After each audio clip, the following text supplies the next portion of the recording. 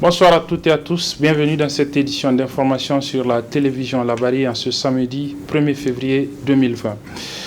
Du 8 au 9 février prochain se déroulera à Birningaure la deuxième édition de la fête annuelle des éleveurs dénommée Hotungo, une fête organisée par une association des ressortissants de cette localité. Le résumé de la cérémonie du point de presse annonciateur de cette fête annuelle des éleveurs du nom de Hotungo avec nos reporters Sadoudoumi et Ali Cissé Ibrahim. Du 8 au 9 février prochain, le département de Birningaure vibrera au rythme du Hotungo, une fête agro-pastorale qui donnera l'opportunité aux éleveurs de différentes contrées de notre pays de venir exposer le produit de leur activité, particulièrement en ce qui concerne l'élevage. Le Hotungo, qui est la fête des éleveurs, est révélé par le dynamisme de l'association Kautal Wafakai. La deuxième édition du Hotungo, qui se déroulera à Birningaure, est placée sous le haut patronage du ministre de l'Agriculture et de l'Élevage, Albade Abouba. Aussi convient-il de savoir la signification du terme Hotungo. C'est une occasion de rencontre, de réjouissance et de danse. Donc, dans le temps, la fête durait une semaine. C'est-à-dire, quand les transhumants reviennent, ils vont faire une semaine dans le champ du chef de canton. Et durant cette semaine, ce sont les réjouissances, les danses et autres. Maintenant, donc, on peut dire que le Hotungo, c'est une tradition sociale et culturelle, c'est-à-dire une manifestation de solidarité, de confiance entre transhumants et cultivateurs, et les parents et les amis qui sont restés au village. Et durant cette fête, donc, dans le temps, c'était lors de cette fête que beaucoup de cérémonies se déroulaient. Et actuellement, maintenant, c'est aussi une occasion pour les autorités administratives et politiques le moyen de faire passer leur message aux éleveurs et de recevoir leurs doléances. Ensuite, pour cette deuxième édition du Hotungo, le thème choisi est éducation, formation, emploi pour la sécurité et le développement. Madame Sani Fatma Marou, présidente de l'association Kautal Wafakai, précise les raisons ayant poussé au choix du thème. Le thème de la deuxième édition du Hotungo est axé sur l'éducation, la formation, l'emploi pour le développement et la sécurité. C'est un programme pour une vie entière, parce que qui parle d'éducation, on peut apprendre toute sa vie. La formation aussi, elle est au quotidien et elle peut durer toute une vie. L'emploi, ça peut être utile aussi toute la vie. Et après, quand on a ces bases-là bien réunies, éducation, formation et emploi, on peut espérer à juste titre que le développement est favorisé, et quand les uns et les autres sont occupés donc à des activités lucratives qui vont apporter du développement à la région, on peut imaginer que la sécurité aussi est assurée. Donc voici un peu les objectifs du Hotungo 2020. Nous attendons environ 10 000 personnes. Entre les officiels, les invités qui vont se déplacer et les communautés qui vont bénéficier de ces activités-là. Enfin, au Hotungo de cette année est prévu des projections de films dont, entre autres, sur l'extrémisme violent, des sessions de sensibilisation et de formation. Et pour agrémenter les 2 jours du Hotungo, des artistes comme Diko Fils du Burkina Faso, Amsatou Bari, Gaskia One for All, Fatou Batouberi et le groupe Soga seront présents.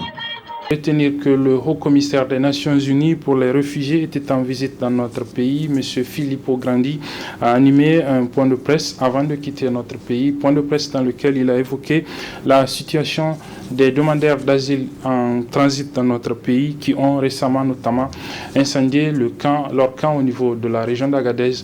Le point de ce point de presse du haut-commissaire des Nations Unies pour les réfugiés, Filippo Grandi, avec notre reporter Hassan Saleh Mustafa et Ibrahim Abdou. Ils ont quitté leur pays respectif dans le but d'atterrir en Europe où ils estiment avoir une vie meilleure que celle qu'ils ont laissée chez eux. En passant par le Niger, ces migrants clandestins n'arrivent pas à réaliser leurs rêves. Ils sont en effet refoulés la plupart à partir de la Libye vers le Niger qui sert de centre des migrants.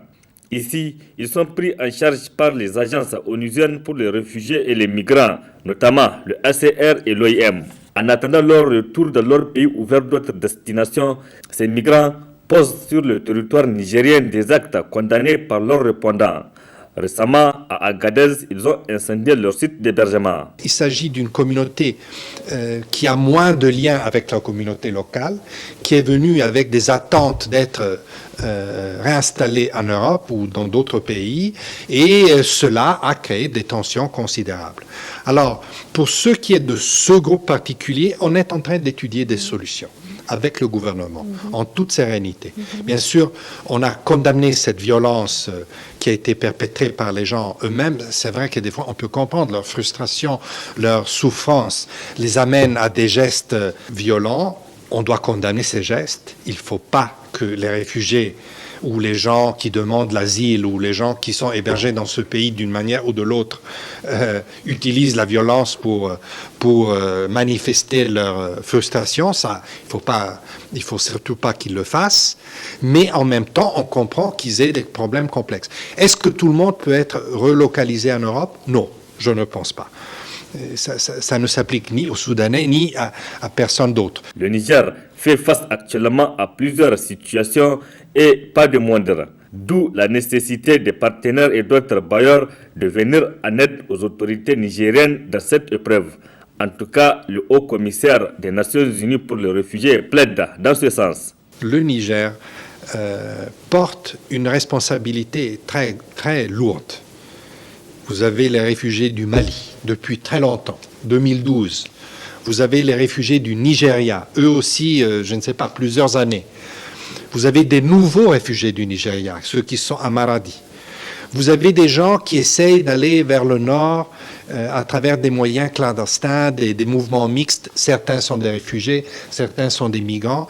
Tout cela retombe sur le Niger. Donc là, il faut que la communauté internationale soit vraiment à la hauteur des engagements qu'elle a pris pour que ce fardeau soit partagé de manière plus équitable. Et je suis venu ici aussi pour le dire à la communauté internationale. Merci pour tout ce que la communauté internationale fait à travers nous ou bilatéralement, mais ce n'est pas suffisant. Le Niger a besoin de plus d'aide, de plus de partage de responsabilités si on veut que le Niger et le peuple du Niger continuent à être patients vis-à-vis toutes ces crises dont il est témoin. Le Niger est dans une situation géographique difficile, au milieu de plusieurs crises. Donc, inévitablement, il a un impact ici aussi, mais il faut que cet impact soit partagé plus par la communauté internationale et surtout par les bailleurs. À Niamey, ces migrants siègent de temps en temps les locaux du Haut Commissariat pour les réfugiés HCR où ils prennent leur quartier général pour exiger leur acheminement en Europe. Le dernier sit-in qui a fait réagir la représentante du HCR Niger date du 22 novembre 2019. Le 5e conseil général de l'Église Assemblée de Dieu du quartier Yantala s'est tenu hier et avant-hier.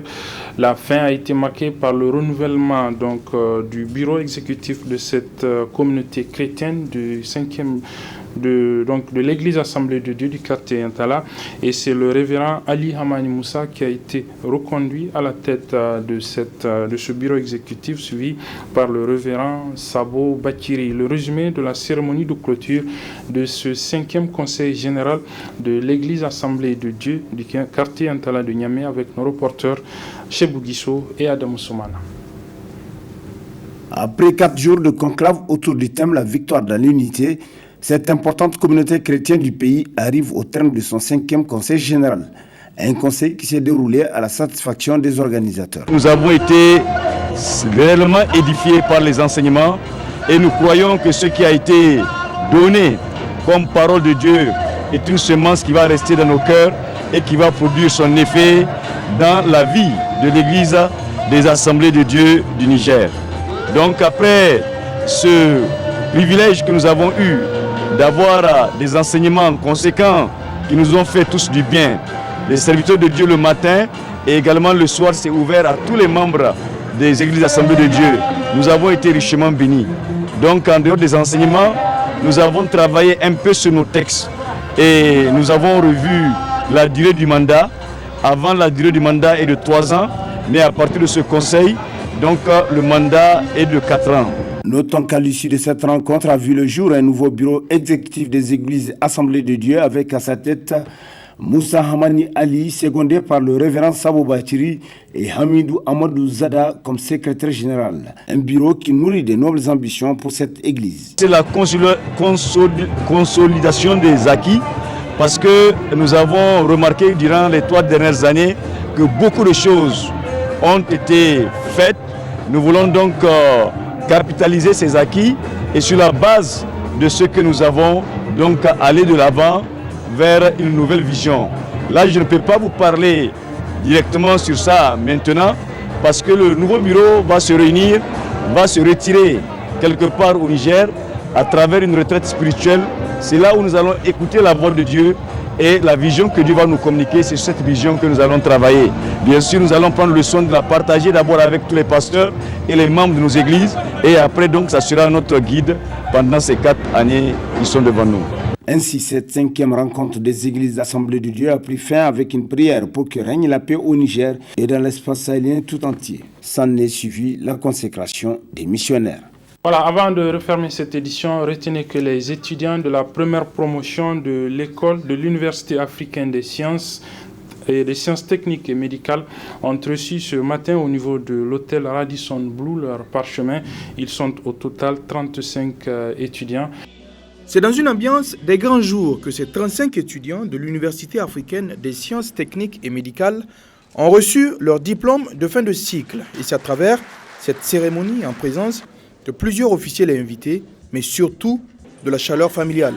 Notre mission au service de l'Afrique et de l'humanité est celle de former des jeunes capables de mener des actions au service des actions nourries par une réflexion approfondie sur les différentes problématiques de l'Afrique, des enjeux liés à l'histoire et aux défis contemporains. Chers lauréats, le Niger vous attend. L'Afrique croit en vous et vous savez tous la portée du mot « croire ». Après des années d'efforts et d'abnégation, je dirais, la bataille ne fait que commencer.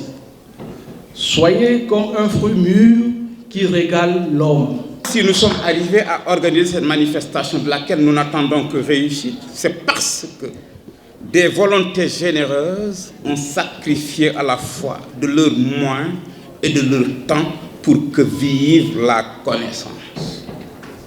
Au nom du comité scientifique et pédagogique que je préside, nous ne sommes plus dans l'ère des cloisons disciplinaires. Il faut s'ouvrir, il faut savoir partager. Et je crois que c'est une des réalités africaines en nous, pour nous, que nous devons valoriser pour aller vers le développement. Aucun développement n'est possible sans un ancrage culturel local. L'UASTM, il ne peut pas résoudre tous les problèmes, non.